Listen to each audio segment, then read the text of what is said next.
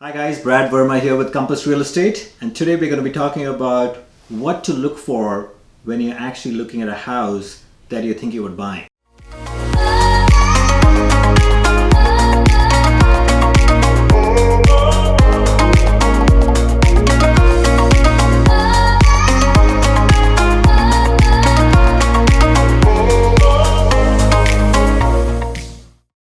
The number one thing that people rely on when they're looking at a house is obviously they tour the house themselves, and then they look at the property reports and see what is wrong or what is right with the house.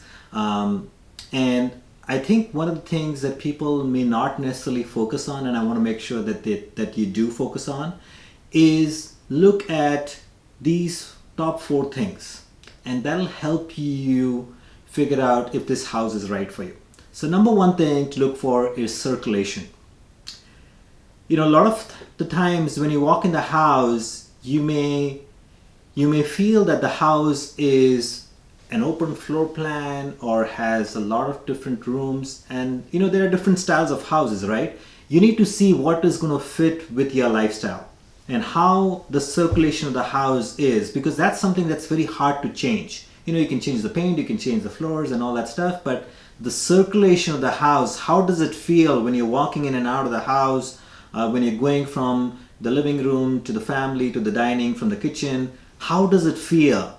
Do you feel a little bit awkward? Does it kind of restrict you? Do you feel the spaces are well proportioned, well planned? Those are things that we get so carried away with just pretty pictures online that we forget sometimes to look at those things.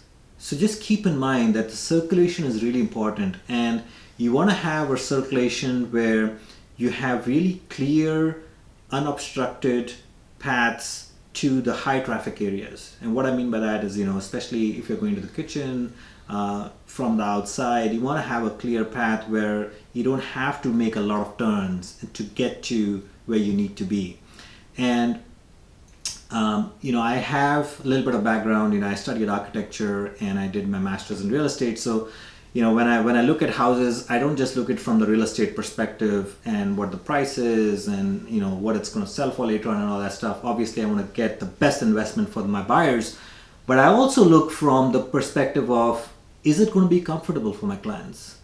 Is it aesthetically, beyond just the finishes, is it going to really be a great house for them to live in, with the family, with the kids? So I always keep that in mind. And so just keep that in mind. The circulation is really important. And if you want more details about that, I can definitely help you provide that. So second thing to keep in mind is natural light. And this is a really big one. And people miss out on this one quite a bit, because in today's environment, most of the houses that you go to, they will have a lot of lights already turned on. So it's hard to know how much natural light is already there in the house.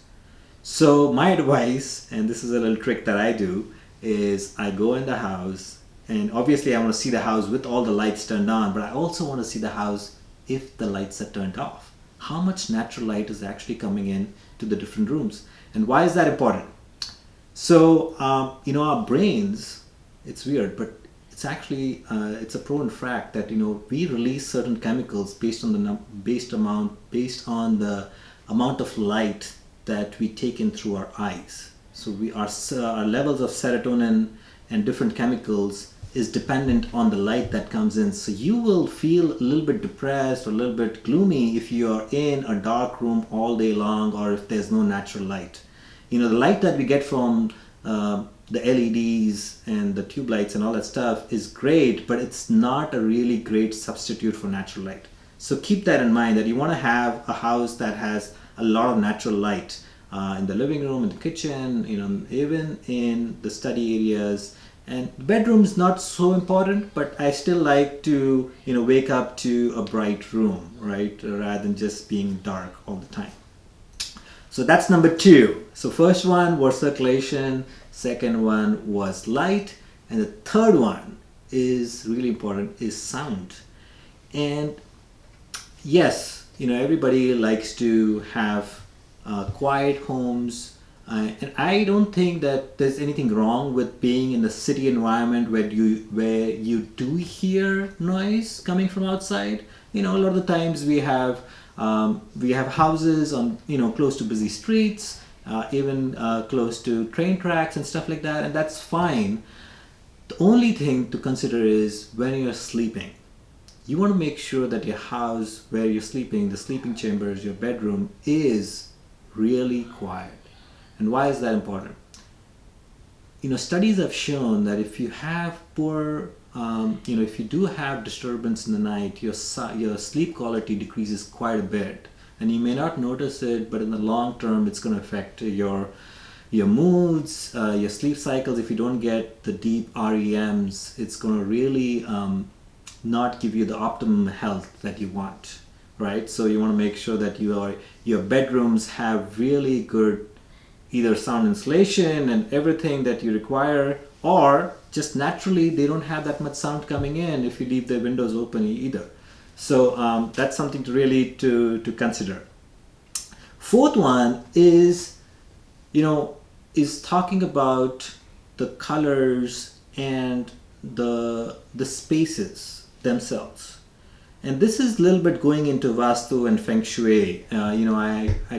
I have studied both Vastu and Feng Shui deeply, and I advise all my clients about what is really beneficial for them depending on their family and the lifestyle they have. And it's the placement of certain things, the kitchen, the bedrooms, where are they placed, and also the outside, where is the swimming pool, where is the master bedroom, where is the study. And maybe it doesn't play that much into a lot of people's lives, but I do see that when they are placed in the right place, the different areas where you're working, where you're sleeping, if they are placed in the right quadrants, or if they have the right amount of space in them, then it definitely affects the quality of your life. And I speak that from experience. I always look for houses that have certain entrance directions, and I just feel like naturally they allow for much better energy levels. When I talk about energy levels, I'm talking about good vibrations and good energies, not necessarily the energy of the electricity. So I want to make sure that my buyers, when they buy houses that have really good vibrations, good energy levels, that they will be living in that house for so long and raising their family with kids. So I want to make sure that